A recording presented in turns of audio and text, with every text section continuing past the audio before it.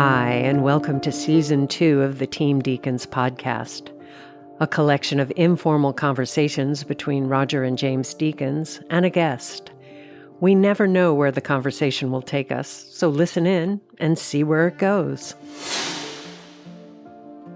This episode is sponsored by Aperture, a premier manufacturer of LED lighting with the industry's greatest variety of fixtures for your complete lighting needs. Aperture recently announced the new Storm family of lights.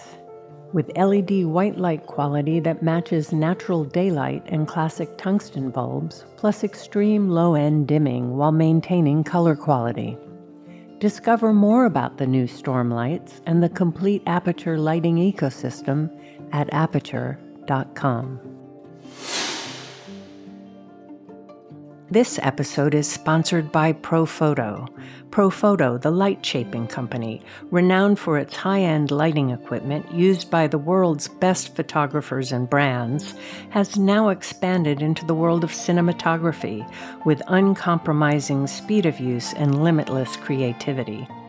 The L1600D is a high-output with no ballast LED light. Its dual mount makes it compatible with 50-plus Profoto modifiers and hundreds of Bowen's mount modifiers, making it a breakthrough product for cinematographers and gaffers seeking speed and efficiency on set with the highest degree of creative light-shaping possibilities. Today, we're examining the topic of camera movement in films. To join us in this discussion, our editor, Tom Cross, and cinematographer, Ed Lachman. Thank you guys for doing this. This is going to be fun. Yeah. Well, thanks so much. Yeah. Thank you. We should probably start and just talk about how camera movement can add to a scene. Why would you choose camera movement? Why wouldn't you? Yeah. Why move the camera? Well, I guess I'll start. Yeah. Just in a general context, I wanted to make a statement, and then it's about about visualization, about why images are so important in films and what makes it different than a book, a play, a photograph. Anyway, so the language of film are not only words, but images, and maybe even more so in what they evoke in our thoughts and emotions. What makes a film different than a play, a book, a poem, music, even a painting or photograph? Well, it's the movement of images through time and space and its duration and relationship to each other and their environment. It's a nonverbal form of communication like music. And it's the architecture of the space and time and light to create the emotional structure of the film and its characters. So that's what I've always related to about why images are as important, or maybe sometimes emotionally more important than the words, because it sets the context of the world that we're looking at. Mm-hmm. And then how we interface with the editing. You know, for me, images have a visual rhythm.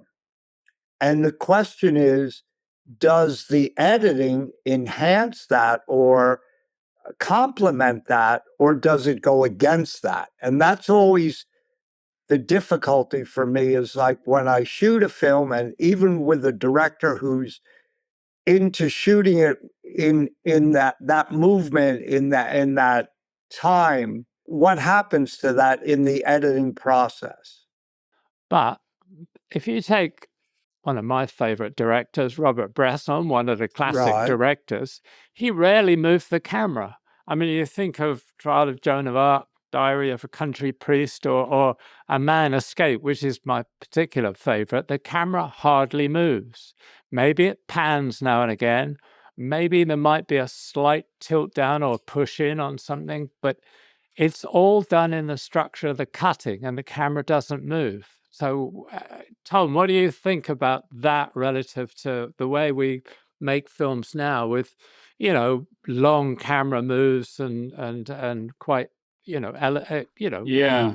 Well, I've been lucky to work on the movies I've worked on. I mean, one that comes to mind is, two that come to mind are both Damien Chazelle movies. One is Whiplash, where he really wanted to tell the story through cuts. He referred to cuts at right angles and an editing style that would kind of make you feel the presence of the edits. He wanted everything to have a little bit of an edge. And by the time we got to La La Land, his next movie, it was really the opposite. That movie he really envisioned with Lena Sandgren, cinematographer, a lot of long one-ers or seemingly single one-er shots, a lot of camera movement, more romantic in a way. Whiplash was, I think his design for it was more about a sort of brutality and more edge of your seat kind of violence. Whereas I think La La Land was more languid, more romantic. And, I think of movies like I Am Cuba, which I think was a big reference or one of many references for them. And there is, I don't know what it is, whether there's something that's very primal about camera movement, I feel, because a lot of times, it becomes, a lot of times it's literally a point of view or supposed to be a point of view. Sometimes it's not quite a point of view, but there's maybe it's not a character's point of view, but it's the filmmaker's point of view, or it's something that's an omniscient point of view, but there's something that's very engaging. And I don't know if I feel like that's something that goes back to the early days of cinema, certainly movement with a train coming into the station. That was a shocking thing. But I also think about, why was it that, when people came up with Cinerama, why was it that the first thing you saw was a roller coaster? Because they knew that was going to grab the audience's attention. And there's something primal and visceral about that is, for me, so cinematic. I mean, I think about a movie that always inspired me when I was younger was The French Connection. And that's inspiring and beautiful looking for a lot of different reasons. It's such a movie about a place. You really feel like you're there, and it's so vivid in its depiction of this world. And it happens to be a world that I think dovetails really nicely with documentary, so it can't help but feel like a real world. But then you have something very overt, that the centerpiece of the story is a car chase, which says so much about his character, Gene Hackman's character, but also is something that really is subjective and throws you into it in a very primal way. And I feel like throughout film history, there are these, I don't know, there's something undeniable about the power of a moving camera, and the power, especially of something subjective. It's interesting, though, because Bresson said that he didn't move the camera because he felt it was more authentic. He shot everything on a 50 mil, and it was more authentic just to allow the audience to move the camera, as it were, by viewing the shot. Yeah, well, Ozu had the same philosophy. Right. He shot everything from a 50 millimeter, and it was static. I think partly what happens is people think it keeps the interest. If the camera's moving, like I always say, no one's going to leave the theater in a pan. You're always going to want, it's our way we see things. It's kind of like we're always going to be engaged if it's a moving shot, but it becomes gratuitous. The same way I think what happened with Steadicam, when it first came in, then everybody used Steadicam to see how long they could make a shot with a Steadicam. It didn't necessarily mean that it was interesting what you're looking at. And so the question is, for me, is the camera a subjective camera with the camera movement, or an objective camera? Douglas Sirk used it as it was unmotivated. He did something with a moving camera that was always unmotivated for the emotion. He felt it gave it emotion. But then, like Godard in the famous in Weekend, the long tracking shot, the 8-minute tracking shot. For him, he said it was about the morality of the shot. I didn't totally understand what he meant by morality of the shot, but it gave the viewer the chance to observe something from a distance. So I just think, what can I say? I can say I've been on films where they want to throw in the Steadicam operator because we're losing time, and they figure they're going to get the shots we need. And that's the wrong reason to use it, but I know out of necessity. So I guess that is a frustration on a certain level. If you don't use the camera language as a motivation for the storytelling, and it's imposed on the storytelling in the sense that it's going to be interesting. I don't know, maybe it's because we come out of commercials that we want this eye candy all the time. So would you say then that it's important to have that discussion before you even start shooting with the director, the cinematographer, and the editor? Because I know sometimes I have felt that the editors come on late and not been a part of that discussion and is sort of cutting it in a different way than we're shooting it, which may come from lack of discussion. Do you think that's really important to do in the beginning? I think it's ideal to, when I have done movies with Damien Chazelle and with Scott Cooper, I can remember just off the top of my head, I remember a lot of conversations about what the style will be, how we're going to tell the story. References, I think film references. I mean, not that every filmmaker works with film references, but if they do, that's always really helpful for me to get just to get in someone's head. Or if it's music or some form of art, what is it? I can get at least a little piece of inspiration from that, or get inside the filmmaker's head a little bit. So discussion's definitely great. I mean, as an editor, I've been asked to come and help on movies several times. And often, because I've done a lot of music movies, they're often music related movies. So I do, on occasion, come into a process later where I haven't been privy to discussions. And I learn them along the way, either through the film, through the director or through the producers, and so sometimes I see different styles of shooting, and I think something overt and something like a heavy stylistic stuff with moving the camera. Sometimes it's great. I think when it's planned, when it means something, when it is designed to do something emotional. Other times it's just decorative. And sometimes that's, as an editor, depending on how the film is, something that's as good as you can get, is to do something low. Let's make it look good, at least on the surface, because there's nothing else there.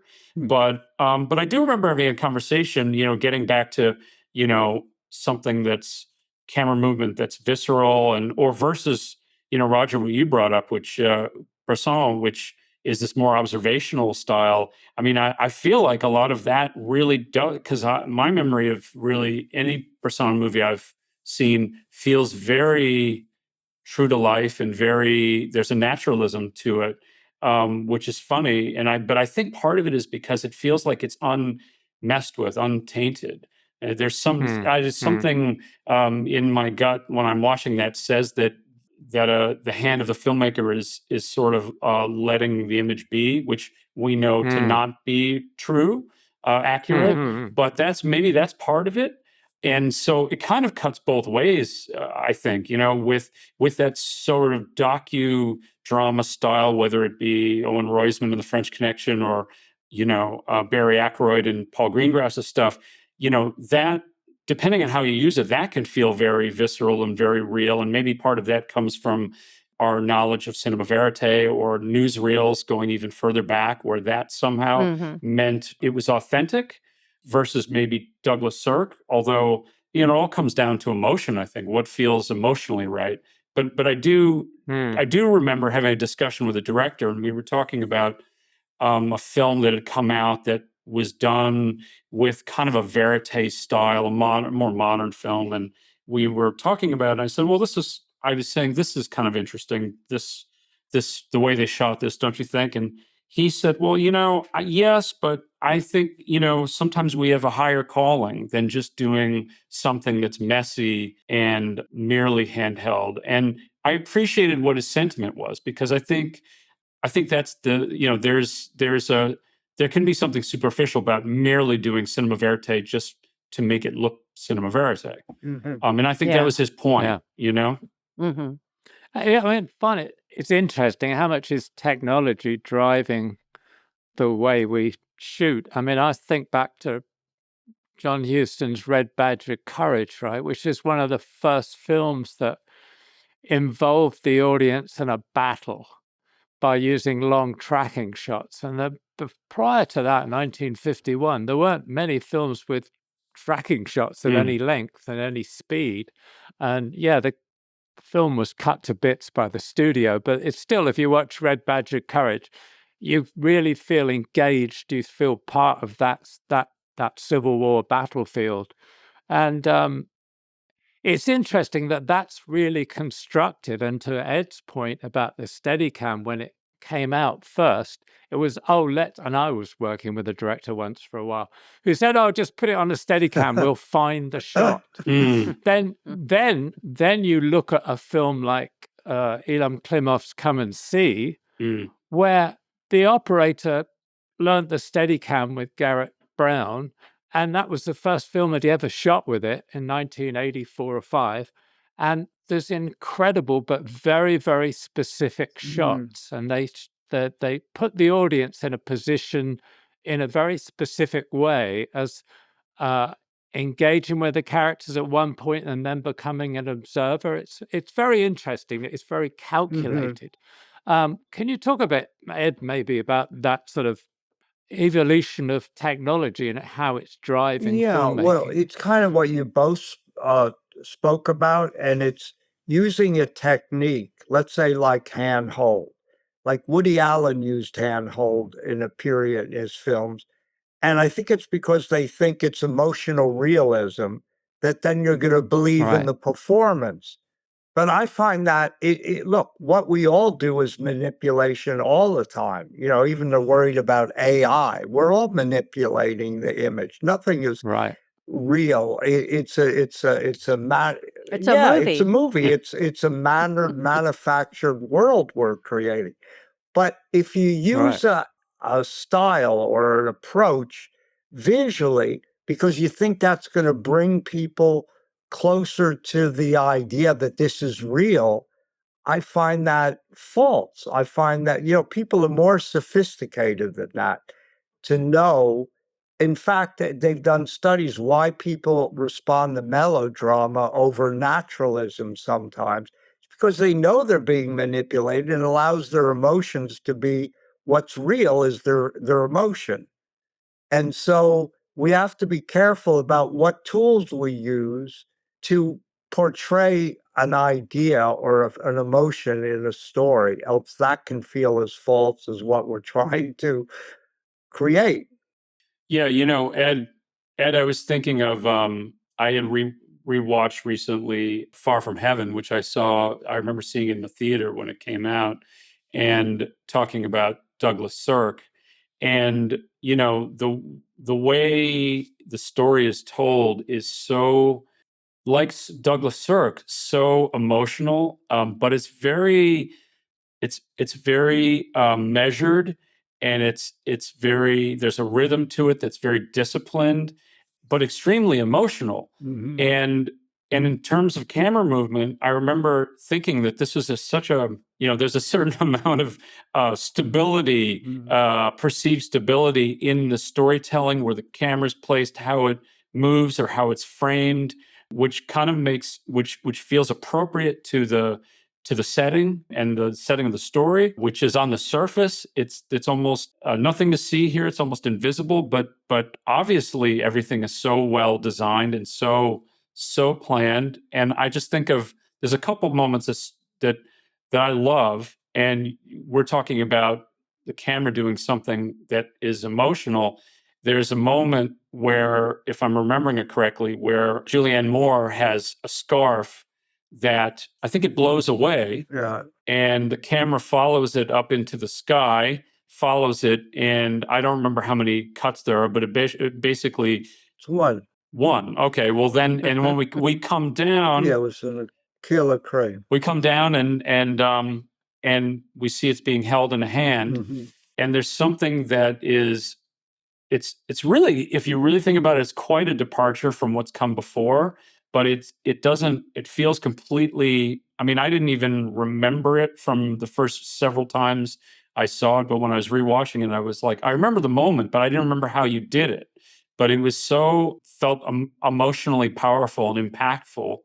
And then it's almost like for me as an editor, a lot of it is about contrast, if the whole story is told one way. I feel like the trick is how do you not, if it's volume of music, how do you not play the whole thing at 11, so to speak? How do you tee up things that are important emotionally for people to get? Well, what you say is so interesting. It's about consistency. Because how many times have we been on a film and the director sees something over the weekend and says, "Oh, we should do a shot like that," but it's not consistent to the style you set up. So something that I discovered in Sirk's films that I never really spoke about until you started to speak about it is he shot these, they were weepies, they were, soap operas, backlot Universal in like 18, 20 days. So what I realized he did is he used like a 32 or a 25 on a dolly, and then they just punched in with a longer lens from the same camera position. They didn't move off axis. So that's what we did. We shot on the same axis a lot of the film. So I tried to recreate the limitations. Sometimes the limitations are the strength in a visualization of a story. And so I think because we have every option now, everybody tries to get into the bag of tools to play with all these things, but it's important to be consistent to what the style is that you're creating. Yeah, that's true. And also, when you're cutting, aren't you sort of also discovering the rhythm? Because I would think that the way the actor is or whatever is going to contribute to how you think the rhythm should be. And does that ever come in conflict with a camera move that was done on the day, but it's not fitting into? Yeah. What's the balance between working with storyboards and flexibility in the edit? You want to be able to have something organic happen when you put it together. I always feel like, I go back to Chazelle. He pre-plans everything so well, but that's never intended to be the end of the journey, the end of our filmmaking journey. I know that's almost like, a starting point. So when after he finishes shooting, when he comes in to edit with me, that really is a starting point. So even if I've nailed the storyboards, or if there's an animatic in the case of something more complicated, if I've nailed that and got that perfect to match, which I never do, by the way. I always screw it up and do it wrong or something. But on occasion, if I get close or do it, that really is only a starting point. And then it really does come down to performances and what are the best moments. And this makes me think of something, the idea of a oneer. And of course, we had some of those in La La Land.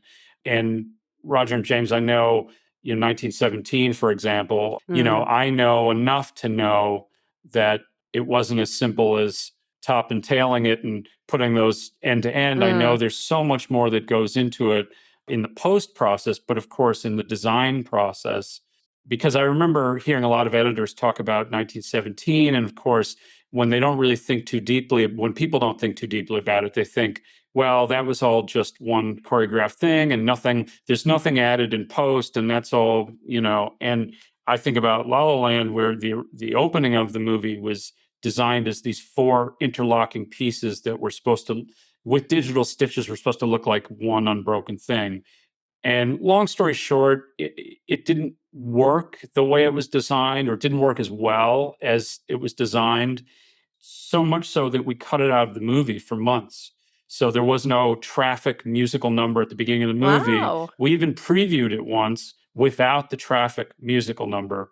And that really upset the balance of the movie, because the first time a musical number happened was maybe 15 minutes in, which I think was jarring for test audiences. But anyways, we were able to put it back in because we realized that the opening of the first piece was a wide shot of the traffic and the freeway receding off into infinity, a wide shot. And we realized that if there was a way that we could take part number 1 and actually take it off the front and join it to the end of part number 4, then maybe that actually would tell a better story. So we took something that was designed, in a certain way, part 1, part 2, part 3, part 4, and we basically rearranged it. And with the help of VFX to join the end of part 4 to the end of part 1, we were able to change the order of it. So I always think of that just in terms of in the editing room, there's always something you can do. And I always like to remember that as a way, sometimes you have to think outside of the box. Even something as pre-planned as, we're gonna do all this in camera, or this is gonna look like one shot and you can't do anything. I try not to limit myself with those thoughts, if that makes sense. I think that's all well and good today, but you wouldn't have been able to do that in the past before digital technology. You think of Hitchcock's Rope or something. That's right. They kind of make a one-shot movie. Right. And what we did, I said, with Joel and Ethan, a lot of the time we would do exactly actually what we did on 1917, which would like be passing a figure or passing a tree or doing a little whip pan or something very simple that we could match the cut. And yeah, those are the sort of tricks you use. But tell me, do you prefer having coverage? Say in that dance sequence on La La Land, it was basically shot to be one specific thing. I can't imagine I'm sure you didn't have close-ups of the same action or something you could go back and forth to. No. So do you find you're restricted when you don't have that? It's also difficult to cut in the middle of a move. Right. I mean, it is a jolt. Yeah, I think, it's funny when something is really, in my experience, when something's designed a certain way, like that opening traffic number really had take after take, but it really was that same shot they were trying to nail. Or that scene at the top of Griffith Park, the dance number between Ryan and Emma, which truly was a oneer. I can't remember what take, but it was shot over 2 nights. When something's designed, there was no coverage for that, which I think it freaked out some people at the studio. But when something's really designed like that, I don't miss the cover. In my experience, I haven't missed the coverage, and maybe a big part of that is I've been lucky to work with directors who are able to push to get the take that they want. They're able to they don't leave until they've got it. And I know that's not always the case. I've just been lucky to work with those filmmakers who are able to do that. I feel like, the coverage part of things is something where that makes me think of movies where I've come in after the fact and I'm really trying to make something work later after some people have had a go at it. And I'm, that's where I'm sometimes, because maybe part of it is I see a scene that I don't know that there was a vision for it, or maybe the vision was a little more, maybe it was even well-intentioned but rushed. I think sometimes musical numbers are susceptible to that. In other words, they're susceptible to, schedule and let's shoot a lot of cameras and let's kind of, for lack of a better way of putting it, let's hose it down. So I feel like stylistically, that's a whole different thing. And yeah, I often miss the vision, or I miss the filmmaker's point of view in those cases. But again, sometimes that's all you have. I don't know. I would take a strong vision any day over mountains of coverage. Are you ever brought in on the set for a couple days? Yeah, not in my experience. I mean, I think I don't think that works. No. I really don't. Because the editor should be the person that's away from the set and seeing it fresh. A lot of editors we've worked with prefer not to watch dailies with me because they want to see it without knowing what happened on set. And I think that's really valuable because you're really judging what it is. They want to be able to take out that long tracking shot that you did to establish something and took 6 hours in the rain. And then it's gone forever. I'm always happy to come on set, but no one's really wanting me on set. They're not really inviting me. So I think the only difference may have been Bond, where, there was also where they were often, because of the nature of Bond, shooting multiple units, you're often matching into things. And so, I remember going on set, not really helping, not directly saying, I think you should shoot this. not in my experience, but more just kind of putting cuts together and showing the director, reviewing it with the director and the DP, and saying, "Here's what I have. What do you think? What this is here for you as a reference for you." Have you been in a situation where the cinematographer comes in and sees a cut and allows them to have an input? I think it's the movies I've worked on. It's usually, if the cinematographer, what comes to mind is Linus and Cary Fukunaga on Bond. I mean, sometimes they'd come in together to look at something, and then they would have their own conversation about it. And so often, I feel like I'm happy to just present in a way and let that be hopefully a conversation starter, and then they can talk about what they think they need. I mean, that's the thing as an editor, is often I feel like I can't help but be reactionary. I don't really want to, I have my tastes in movies and art and music, but I don't really, I guess I like to be careful about imposing, something that I think should be. I don't want that to get in the way of maybe what the filmmakers have in mind. I love to be asked, but I don't like to say, "Hey, I think you should shoot your musical sequence like this." If I'm asked, I might have an opinion just to talk about it. And it goes with the cutting, is I tend to follow the film. I like to follow the film, and that is to say, follow the performances as well. I don't like to. I never feel comfortable knowing that I'm imposing something. But don't you have like the first cut? I mean, you get directors on the set with us, and then you're cutting, and then they come in and change it or not. But you have your point of view that way. A little bit. This is you bring up an interesting thing, because traditionally what we first do is often referred to as an assembly, which I never like to say, because usually I like to present something that I think is better than an assembly. Right. But I also am not as comfortable saying it's an editor's cut, which is a common thing, traditional thing to say, because I am following I call it a first cut, and I'm following what's in the script. I want to show the director what was scripted and what was, as far as I can tell, what was intended, or what he or she intended.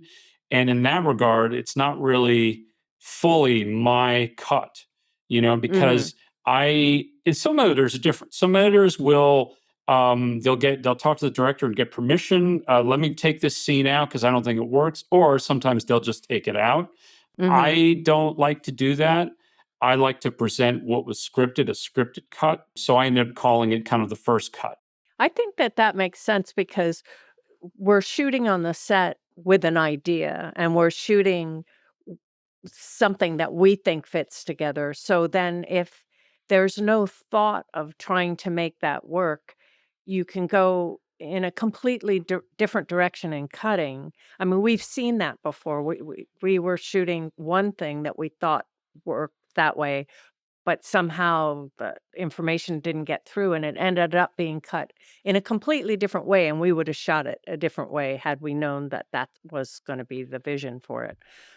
So I think it's good to try and follow what the filmmakers were thinking they were doing. Because I think if you don't, I think there's always a question. I think then the filmmakers always have a question about, what about the thing that I had in my head?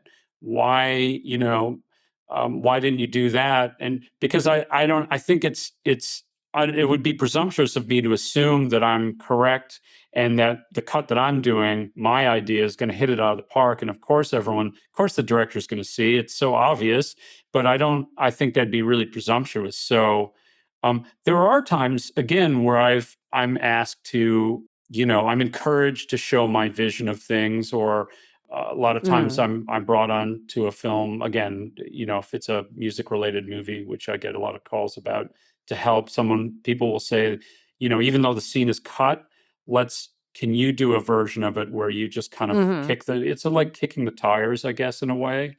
And that's always nice to do. I mean, it's interesting, having worked, again, on a lot of movies with musical numbers and musical sequences, that usually involves camera movement and of some sort. And I always go back to, experiences I've had with Chazelle in a way where, because he usually designs, well, maybe with the exception of some sequences in First Man, which were intended to be very documentary-like, he pre-plans everything. So in my head, when I get footage that's by other filmmakers, and maybe there's no overt vision for it, but it's almost like, how do you feature, how do you make this feature the performances and the choreography in the best way?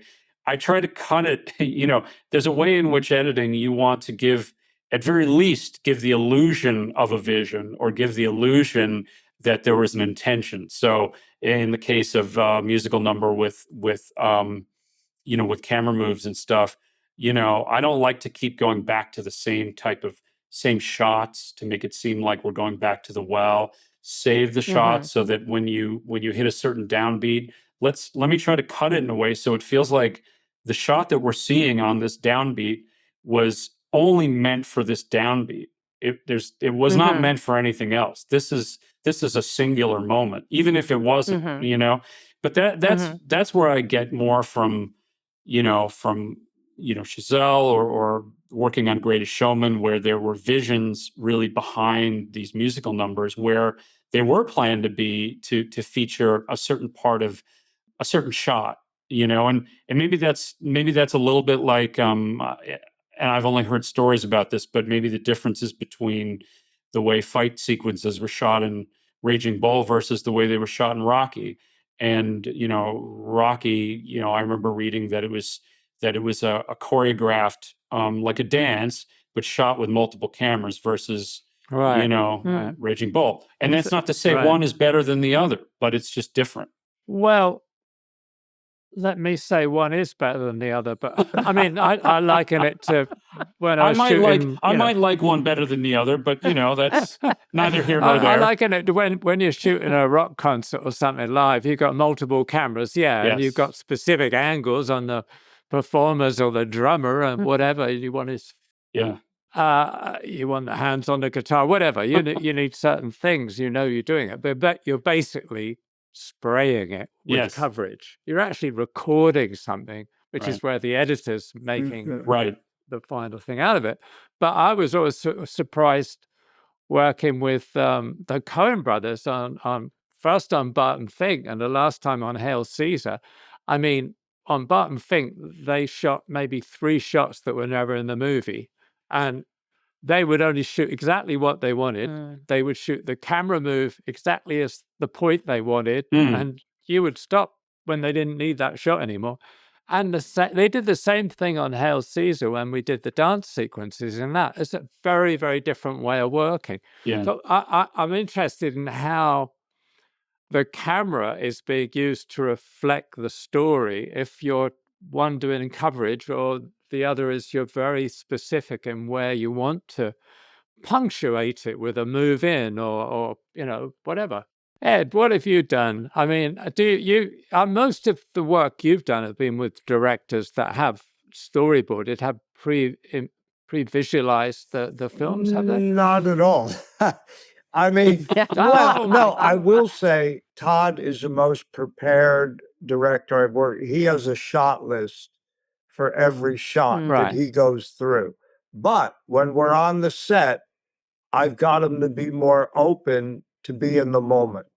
So but it's something we can fall back to, but he's much more open in the moment. I think that started with I'm Not There, where he could see a performance. He can't just say specifically where the camera can be. You have to be in the moment with the camera. But then someone like Pablo Larraín, he's in the moment with the shot. He doesn't come, I don't even know what he wants. I pre-light the set, and then he comes in the more, basically this is an interesting thing too about how we've changed how maybe we light. I now light the space or the set and then let the action happen in that space, rather than the way we used to do it, maybe more where it was more specific shot by shot. But maybe this is diversion. There's a shot in Prisoner that it just is always in my mind. It was maybe scripted or you found, I mentioned it to James.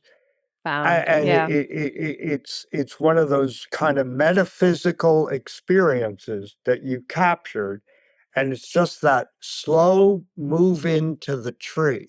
Unmotivated. Where did that come from? But it creates every emotion about the mystery of that story. Could you say that was something you found, or that was scripted? Yeah, it's something we found, but I wouldn't say it wasn't motivated, because it was motivated by the feeling in the script, the feeling you're trying to give to the audience about that moment in the story. So it's like when you decide to do push into a character, when you decide to do a pull back, or even when you want to be on a wide shot and play the whole thing on a wide shot. Yeah, but I mean, a tree, we particular emotion. I know, but I meant the tree isn't a character in the film. You couldn't. Yeah. Well, yeah, but that, I liken that to Joel and Ethan tracking up to the wallpaper falling off the wall in Barton Fink. Maybe that was a little bit more of a story point than the tree, but even so. But I mean, was that scripted, or is that something you suggested? No, it was not scripted. It was on the day. It was something Denny suggested in the morning as we were shooting. He wanted something just to sort of give the feeling of this, somebody observing the house and the threat to it. He suggested it in the afternoon. Oh, in the afternoon. We were behind schedule. The producers were not happy, but he wanted that shot. And at the time, I'm sure somebody said, "You'll never use that." Yeah, but now then when you see it in the cut, it's oh my God! But maybe it doesn't work because everybody talks about it, and it doesn't just sort of seamlessly fit with the rest. I don't know. It's a great. Well, like a good sunset. I think it's incongruous. No, but really using camera I think it's to do that. The epitome of what cinematography or images are about. It can be in a story. That's what I love about it, is that it's an abstract.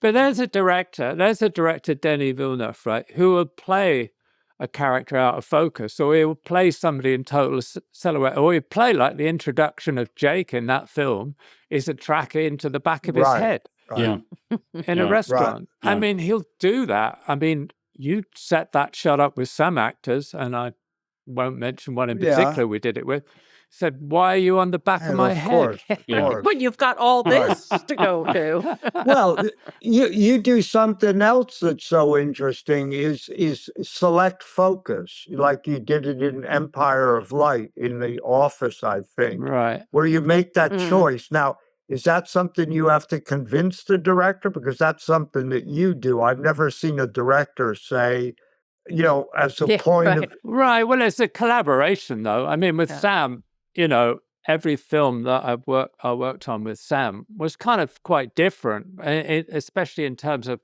the kind of style of the camera, because like Jarhead was totally handheld, and then Revolutionary Road was quite Douglas Sirk, frankly, and then Skyfall was kind of a mix. Skyfall wasn't a traditional Bond movie because we shot listed everything.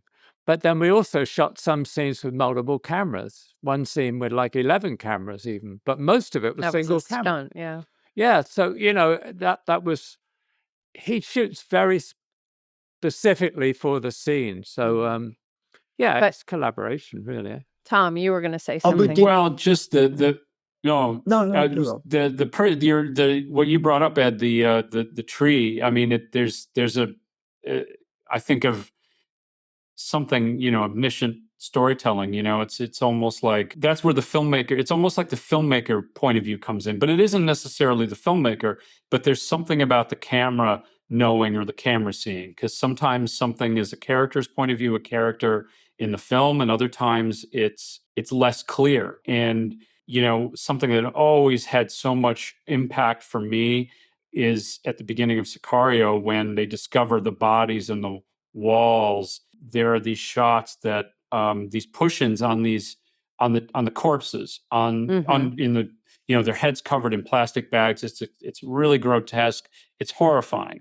And the way you shot it, the way Joe Walker cut it, it's really impactful. And I feel like it almost reminds me of something Hitchcock would do at the beginning of a movie, set up by killing someone in Psycho or something like that. That's something that those images inform the rest of the story, the rest of the film. And so it's like an unflinching camera move into the face of this corpse, which is so horrific. You bring that, as a viewer, you bring that with you for the rest of the movie. And I remember just being on the edge of my seat. When am I going to encounter something as horrific or more horrific than that? It plants it in my head. But in terms of, that could easily have just been a locked off shot, a cutaway, could have been, and shot any number of ways locked off. What was the, maybe you did shoot that as well as coverage. I'm not sure, but I'm just curious about, some of those moves that go in, and then obviously embellished with that score, that amazing visceral score by Johan Johansson. Again, all storyboarded, but it's like I said, you either storyboard or shot list, and then you find things on the day. That was very much storyboarded, but we probably shot the beginning of the camera move and the end of the camera move just in case it worked better as a static shot. Right. Right. But getting back to the tree and stuff like that, I kind of always refer to filmmakers I really admire, and most of them are European, and they don't. Andrei Tarkovsky, the way he would show you a shot of something you didn't feel relevant at all, but somehow emotionally it did have a relevance. You know what I mean? And I don't see that so much in American movie making, really. It's having the strength to be able to go to a shot that you don't think is relevant, but then staying with it or pushing into it makes you uneasy because you don't understand why it's there. And so it works. You know what I bring it back to is I think our scripts are based on like 19th century literature. And in fact, the way scripts are written in Europe, the ones I've read, are totally different than the one. Our scripts are written purely on dialogue. And when you read a script from Herzog or Bertolucci or Godard, it's visual. It's about images. It's about an idea. It's not all put together because of the dialogue. And I think that makes a big difference. I think Europe and England have a history of visual culture that they trust images to convey the ideas. And I don't think we trust images. I fought even in documentaries. There's a documentary I did, Say Men Somebody, about gospel music. And there was one scene where Dr. Dorsey goes out back and he's talking to the birds and he's got his hands up and you can't explain what that image is about. And I fought with the director and said, you have to leave that shot in. It doesn't maybe mean anything specific, but it means everything. And he did. But there's always scenes like that in films that I've worked on that I always feel I have to fight for because it didn't further the story's, narrative. That they. That's interesting. We've been watching some film noir lately, and I'm thinking in particular of like Asphalt Jungle or On Dangerous Ground, and there's shots in that are not strictly for pushing the narrative forward. They're very much about creating the atmosphere and tension, if not tracking into a tree, but something kind of similar. Exactly. And you can see where like somebody like Jean-Pierre Melville took that American style of shooting and utilized it in Army of Shadows or the Doulos or whatever, Dirty Money. But it doesn't seem to me that there's many American filmmakers taking what they used to do, taking back from Europe and Russian cinema like they used to. I agree. Well, maybe it might. I don't know if some of it is also that maybe a lot of American filmmakers had to kind of, I don't know. There's something, one foot in something that's very populist. And so in terms of, dialogue, is it something where a lot of Hollywood storytelling for decades and decades and decades, our stories are told a certain way, often through dialogue, often with scripted dialogue? Is it something where I wonder where, that's just ingrained in a lot of the storytelling, and so there's people can't help but have at least one foot in there, if not both feet. But I think of another camera move that I think about is that hallway shot in Taxi Driver where Robert De Niro, Travis Bickle, is on the phone, on a payphone, next to a long hallway, and he's trying to reach Sybil Shepherd's character, and she's kind of walked out on him, and it's the letdown, it's the phone call where he's so desperate, and the camera, he's on the phone, and it's really kind of a nothing phone conversation, but the camera just picks up and just slides over, if I remember, pans over and leaves him, and it's almost like the camera's almost being empathetic to him, to that character, because it's almost too painful to observe. And so that's something where it's not any character in the movie, their point of view, but it's something else. It's some omniscient narrator. I don't even think of what it is. It's just a feeling, and in that moment, it is like this weird, it's like an empathetic, I read it as empathetic camera move, because it's just too painful to see that character be let down and to be heartbroken or awkward or whatever it is. I read it as that. It could also be read as it's not empathetic, but it's more like we're not even going to spend time with this person because this human doesn't deserve the screen time, so we're going to move over here. But I do feel like I enjoy when the camera does things like that. But again, it always feels like it should be emotional. It can't just be something on the surface, But again, I think some of those things draw our attention because what's come before has not been that, And again, it comes down to kind of contrasts and when to do something different. I mean, Ed, I think of, it's the end of Carol where Rooney Mara's character is trying to follow. She's running after Cate Blanchett's character. I think they go in they're she knows that Cate Blanchett is, I think, at the Plaza Hotel in the Oak Room or something like that.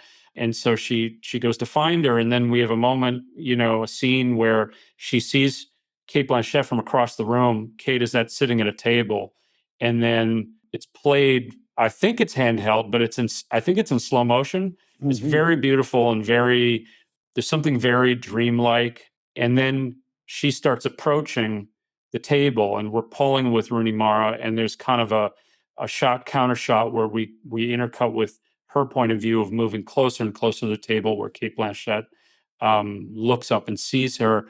And what I found extraordinary about that is that I don't remember anything like that in terms of the camera movement. It's very subtle, very elegant, but I don't remember anything like that before. And it's almost like you saved it for that moment. Well, I thought it was very effective. Yeah, that was an interesting compromise because Todd asked, "Why don't we do this handhold?" And I didn't think handhold was right.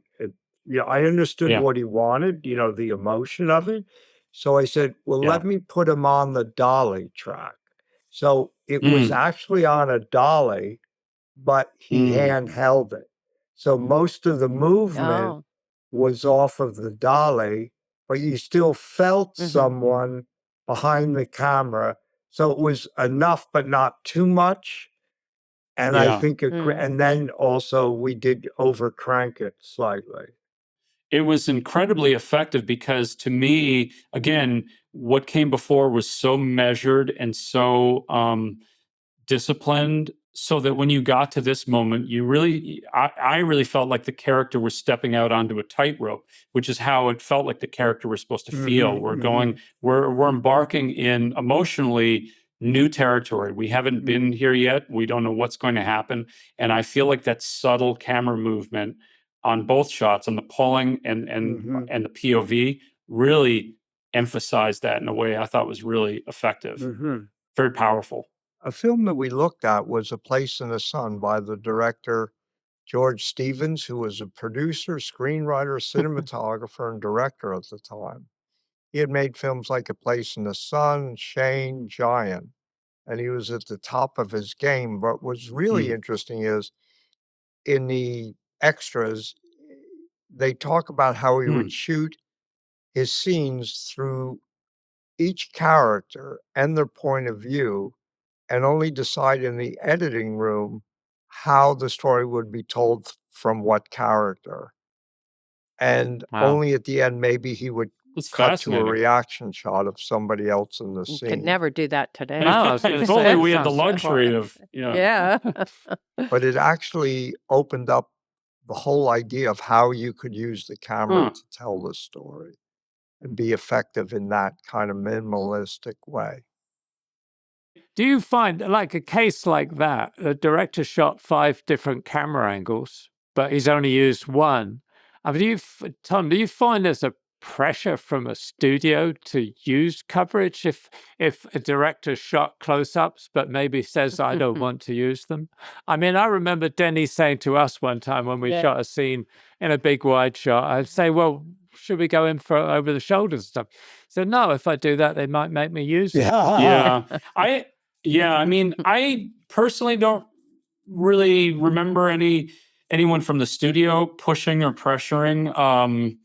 I do, it's interesting having worked on movies with multiple editors on occasion. Sometimes what's amazing about that is you'll see how another editor might approach a scene, how they might cut it.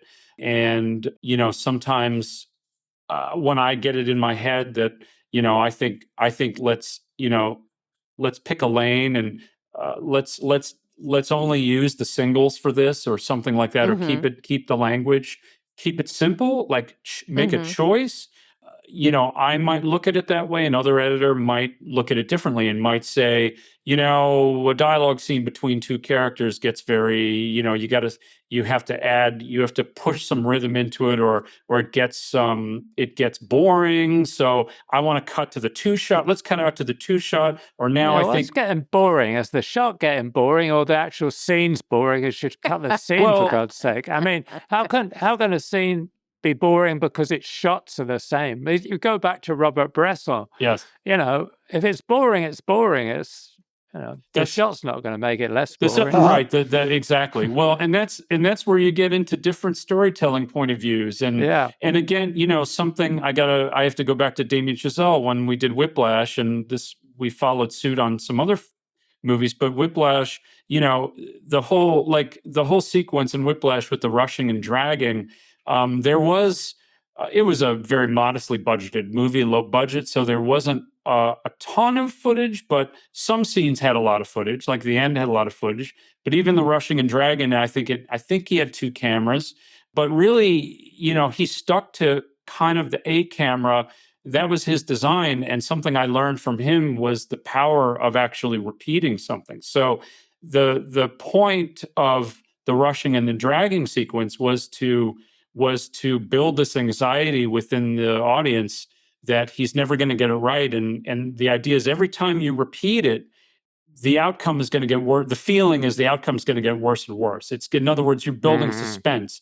And for Chazelle, part of his strategy was to use the power of repetition. So every time the idea was to go back to the same shot, reverse shot. That was the point. If you started to break it up, you'd be letting the audience off the hook in a way.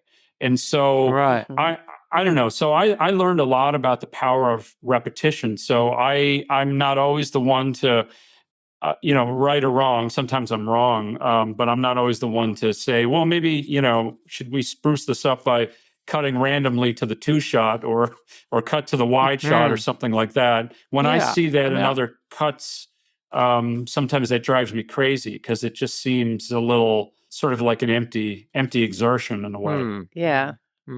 I mean, I think getting back to my favorite director, Andrei Tarkovsky, I mean, whether you like his films or not, I personally love everything he did. But what he could do is build tension in a shot by holding it. And sometimes you would almost be consciously thinking, well, especially now having watched it, be set in the culture we're set in America, you'd be thinking, why is he still holding this shot? And then it would become incredibly tense. and your expectation of what was going to happen next just by holding this big wide shot or just a very slow pan off a landscape like in Stalker or something. It's kind of quite amazing. But I do feel that maybe there's a pressure. Would an audience accept that in America? I was just going to say, I think you like what you say is it gives the audience a chance to reflect. And like in comedy, it's in the reaction shot generally that it's funnier than what's said. But also in our storytelling, if it gives it an option for the audience to reflect on what they're looking at instead of cutting away right away, you lose that. And I find a lot of times the editor and the director almost know the film too well at a certain point.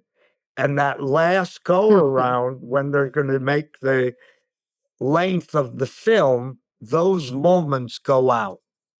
Or at least in my films, I've seen that where, it just lasted another 4 seconds and it was so beautiful. Now they cut it out because they didn't need it, but there is another reason to have it. Yeah. I mean, how many times, well, I certainly a number of times kept the camera running after directors shouted cut. Yeah. Sometimes he's used it too. Well, there are times where as an editor, I'll want that. I'll need a little bit more, or I want to steal. I'll need a moment that maybe wasn't intended, but I can tell it's before or after action or cut. Now we have ways of, we slow shots down, or we, rock and roll them in reverse and forward and all the stuff to lengthen those things. But there's something, there's something organic about that, which I find that is a helpful thing. But I also, when you're talking about like the tension in a shot, I think about like 1917 or the classic one, or Touch of Evil, where it's not a static shot, but you are holding your breath as an audience member. There is a little bit of breath holding, because you don't know where it's going to go, and there's an urgency because the shot's moving. You're made aware of the journey that you're on cinematically. You're made aware of the character's journey. We're going somewhere. I'm going somewhere with these characters. Where are we going to go? And depending on how you've set it up narratively, the elemental one is Touch of Evil, where the setup is a bomb attached to a vehicle, and now we're following, and so we're on this journey. But I also obviously 1917 comes to mind, where you set the table a certain way, and now we're on a journey with these two characters. At first, these two characters, eventually one character, but you're on this journey, start to finish, and there's I guess almost an illusion of honesty in that we must be seeing everything because we're with them the whole time. Right. How could we miss it? How could we miss it? But that, I'd be curious what your point of view, Roger James, like in terms of when when that idea, that concept came about, what was in it for you in terms of what made sense to you emotionally with that challenge? Well, I mean, I think it worked because obviously it's a real-time sort of story, but I do have questions whether the storytelling for the audience, is it about the story or the experience you're giving them by showing them a world with a single shot? It's the same as Birdman or something. How much is it an experience, not like a amusement arcade, but that that sort of idea that they're But also, it was approached as the story first, which was who do we want to be on this particular line, forgetting that it's single camera and all of that. Do we want to see George when he's reacting to this, or do we want to see Dean when he's saying it? So all of that stuff gets worked out first. So then you can accommodate that and say, well, this is a time when we really should see both of them. And I think that made a big difference because we weren't just following them or pulling them willy-nilly. There was a reason to be wherever we were. So in a way, it was definitely thinking about who to focus on ahead of time. I mean, it was incredibly structured, just like you would a Coen Brothers film. It was very, very deliberately worked out exactly where the camera would be on each piece of the action. I mean, it was only one scene, which was Blake's death, that we actually worked it with the camera on the day, knowing what the beginning and the end was, because we had to make a match to what we'd shot or were going to shoot. But I still kind of wonder about the whole feeling of camera movement in general, and Birdman and 1917 probably being the exemplary examples of this. But is filmmaking becoming more of an experience than an actually emotional storytelling? That's where I'm a bit unsure. Like a ride. Yeah, like a ride, but it's funny. Paul Schrader said to me, Hollywood makes amusement and roller coaster rides. That's part of the experience. They want someone to take this trip through a visceral level, and not all stories need to be told that way. I'm not saying being pejorative and saying we shouldn't make those kind of films. I just don't want to work on them, but it's but when Houston made Red Badger Courage, right, with all the camera moves and being totally engaged in the battle sequence, the studio didn't like it because it was too visceral. But now probably they would want it to be that, with feeling of being in the battle and the experiencing the horror of the war. That would be something the audience might warm to. I don't know. But it's like you say, they do tend to rely too much on dialogue these days. So you might have a scene where the character says, "I'm really scared," but it actually hits you stronger if you see his reaction and see a tree blowing in the wind in the night. It's scary. And they don't trust that I think the audience knows more than the people that make the decisions what they can look at, like you say, the studio, that they don't trust that will communicate the idea. But to me, the whole point is that's what makes film different than reading a book or seeing a play. It's the images. And obviously the editing is an extension of our photography. Our photography, it doesn't really end up as our images until it's edited. If you want to think of it, it's the gestalt of the whole thing. It's the editing with our images, with the performances, that ultimately are the ultimate say of what we communicate with through film. But the difference between film and all these other mediums, like I said, is the moving image, either static, because it's 24 frames per second, so it's still moving, and Godard calls that the truth. I would now call it authenticity. We all know everybody's truth is subjective, but that's what we're left with. Yeah. Well, everyone has a telephone that's capable of recording at 24 frames per second. So I guess that's some sort of truth there too, or authenticity. I don't know. Yeah. I mean, I'm always inspired by something visually.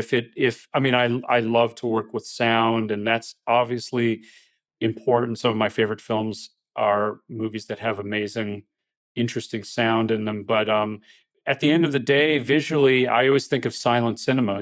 That's something that, when I'm working on a scene, or I'm lucky enough to get a sequence where it plays like a silent film, then I feel like we're doing our job as storytellers, because then I always feel like, you just have the possibility of appealing to a wider audience if it's playing more with visuals. And in terms of camera movement and oneers, having worked on movies with oneers, I think of Hitchcock's Rope.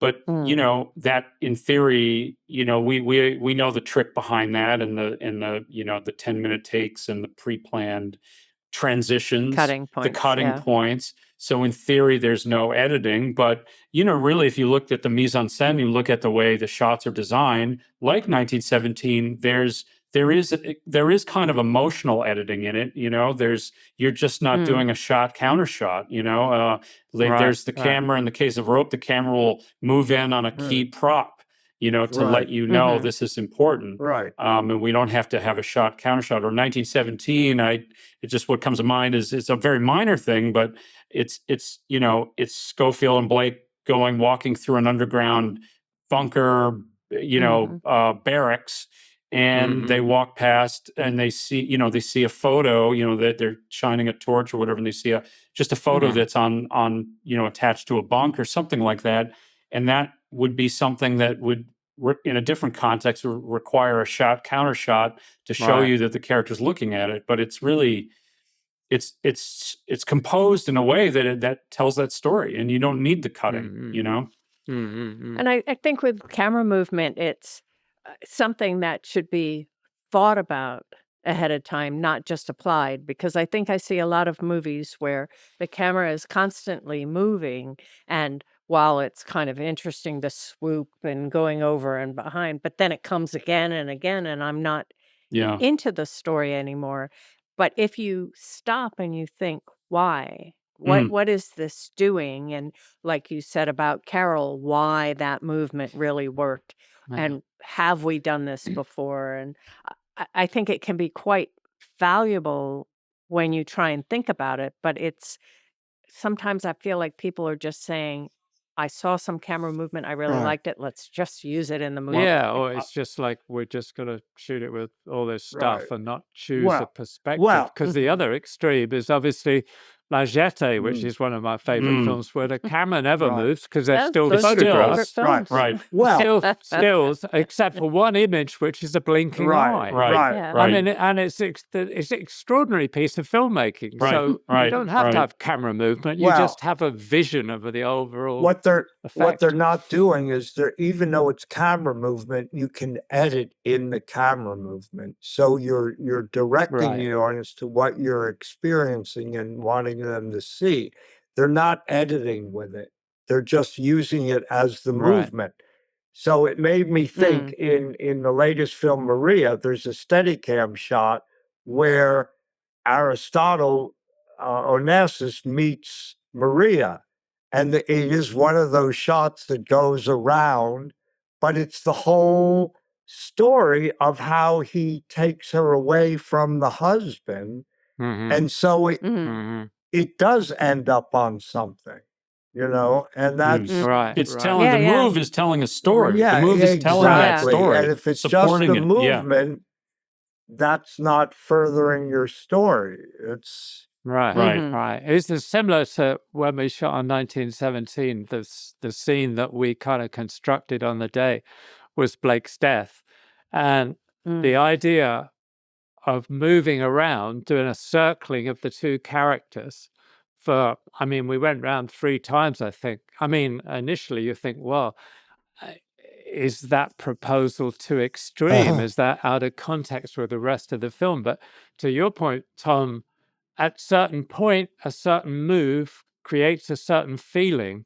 If the whole of the film had been this circling movement and lots of tricky camera moves, it would have been wouldn't have meant anything. But the fact at that moment, you get into this disorientated world, which reflects the two characters and the one character dying. That what is, it's confused and it's uncertain for a purpose, isn't it? And what I love about the way you did it in 1917 is that it's a movie of different visual tones, not just in the exposure and the photography, but in the movement in particular, because there are moments where the camera settles and you're very still. And that's where the movement becomes imperceptible or invisible. And then we move again. So it's not a movie that is constantly literally moving. It is a movie of contrast, even within this this challenge that you picked. There's definitely quite a number of times when the camera is virtually static. And you forget. What I think is good emotional storytelling is when it's moving, sometimes you forget, you just feel something. And then when it's still, you forget about the camera, but you're you're feeling something. Again, contrast. I mean, one of my favorite examples in 2001: A Space Odyssey is a movie that I think is such a beautiful meditation, and it goes through its storytelling with a very deliberate and kind of languid pace, very slow. And then there comes that great moment, whatever, halfway through the movie, where Gary Lockwood and Care Delea are going inside the pod, and they close the doors, and they said, he can't hear us now, and they start talking. And then it cuts to Hal's point of view, which is this rapid whip pan back and forth to show you the close-up. It's vignetted, and it's kind of a close-up of the lips, but it's completely, the movement is a completely different thing from what we've experienced for like over, an hour or something. And it's, and in that moment, it becomes almost like a, the point of view is more human than the humans. It's almost like, it's almost like you feel the id, this childlike id of Hal, where there's it's almost like a neurotic pan back and forth, which I think, having set up the movie, to me, it's a wonderful, almost like joke that you set up the movie with a certain, almost, it's very observational in a lot of ways, the pace of it, the rhythm of it, and then, you hit them with the point of view, which then it says intermission, which I always think is one of the most electrifying intermissions in film history, Really. It's interesting because Kubrick does something quite dynamic on Dr. Strangelove, which is, again, very, very measured the way it's shot. Yes. Long held wide shots, a lot about composition. But when it cuts to the attack on the actual base, it cuts out and it's all handheld and kind of grainy. Yeah. And you think it would take you out of it, but it's not. It's almost like you're going to a piece of reportage about what's going on the outside of this surreal world that Sterling Hayden's in. And whatever. And that's interesting. You're right. It goes to something that really resembles a newsreel photography. Yeah. But what's funny is there's, having seen that movie and also seen the similar movie Failsafe, the Lumet picture, similar topics, right? But treated very differently. And Strangelove, even though it's very obviously set up, and there is, it contains artifice, of course, but there's something not just in that little firefight, but there's something with the rest of the movie that there's a naturalism which almost suggests realism, and some of that has to do with, I think, the way they lit the B-52 interior. But even in the other scenes, there's at least the feeling of a naturalism. When you think of Failsafe, I feel that, which I think, I love the movie, it's very powerful. I feel the naturalism much less. It's in, the interior of the planes and stuff. It just feels very different. And there's a lot of things that contribute to it, but I think a lot of it has to do with the photography, and that Kubrick was going for a feeling of natural light and dealing with light sources in a way that maybe gave the illusion of more naturalism, versus Failsafe, versus the other movie. So I feel like maybe that's why that kind of verite newsreel footage kind of maybe fit in a little bit better, or you don't really notice it because the whole proceeding has a feeling of being somewhat real life. I guess it comes down to sort of planning it ahead of time and figuring out what it is you're trying to do. Because if you just figure out, every day let's find moves that work. Yeah, you can't imagine Kubrick sending a second unit out just to shoot some handheld shots of this base being attacked. I'm sure he knew what he had in mind. And you would work with a very small crew and shoot endlessly and reshoot and reshoot till he found it. Yeah. Do you wish you had the opportunity to do something like that? Or have you ever? Yeah.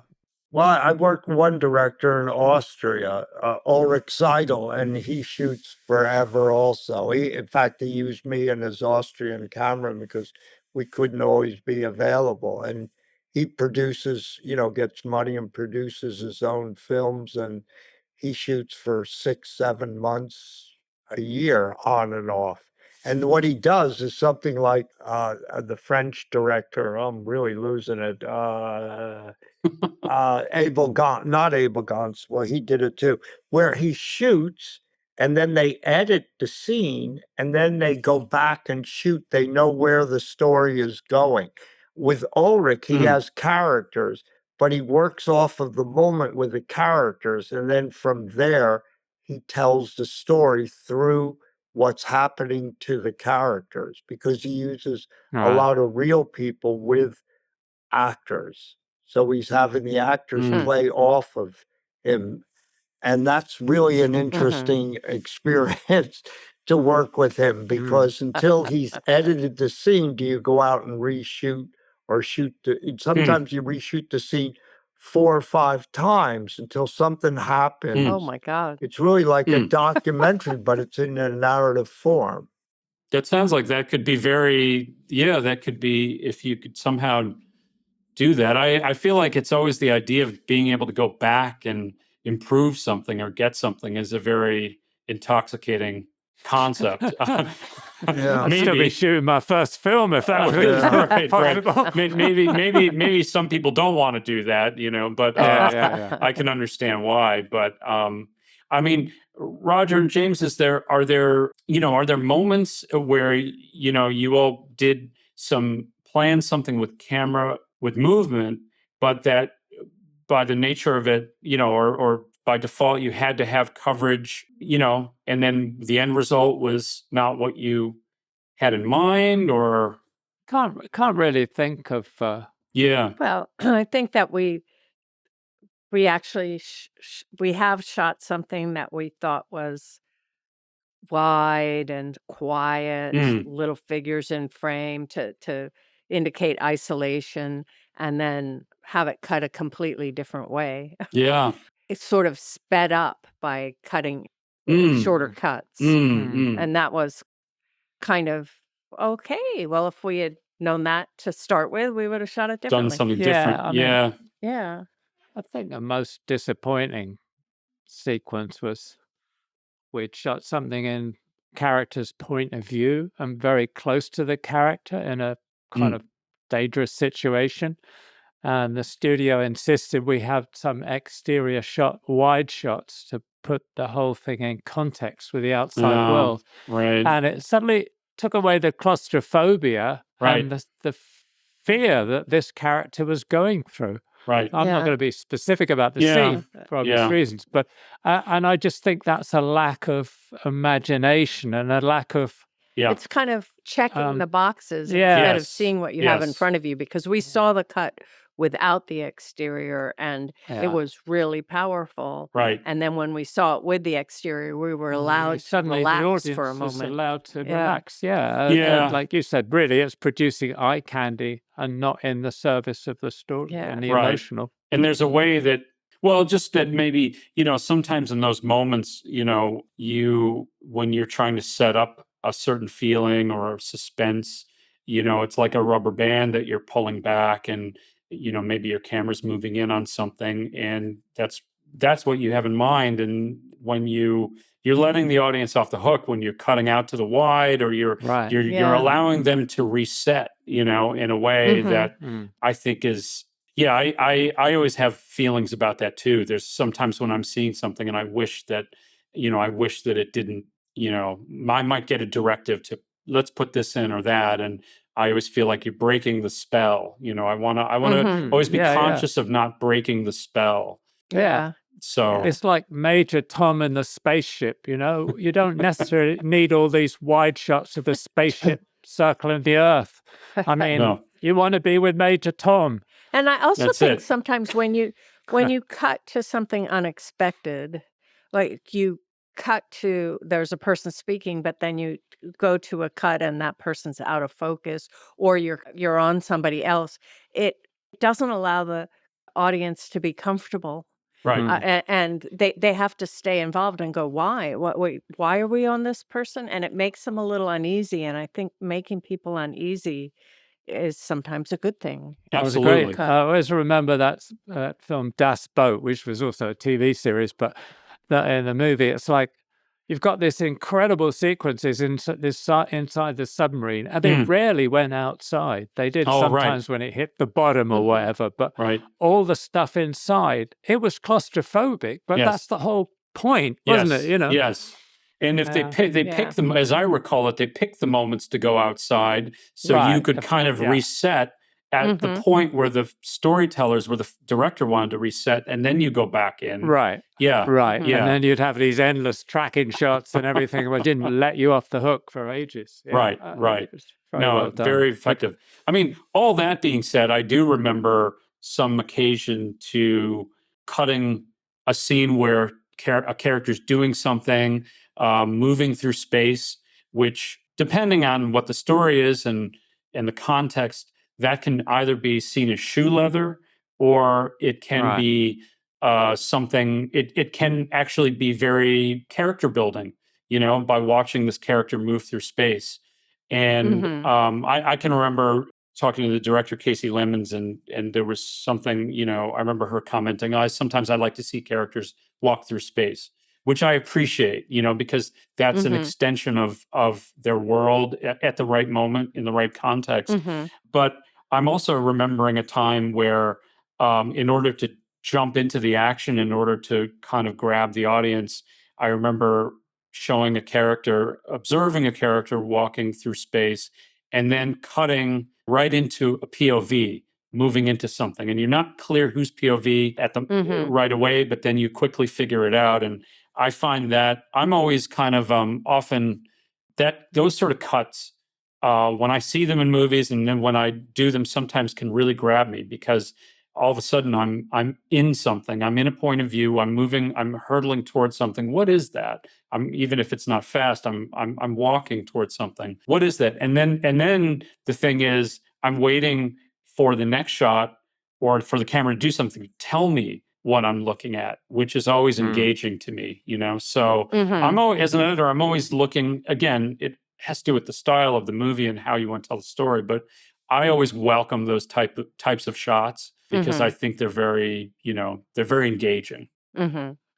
Yeah, I think it's the whole thing of rules were made to be broken, because the rules are there to tell you why it works. But then, certainly coming from a continuity viewpoint, you want to jump the line sometimes, because people aren't aware why they're uncomfortable, but it works. Right.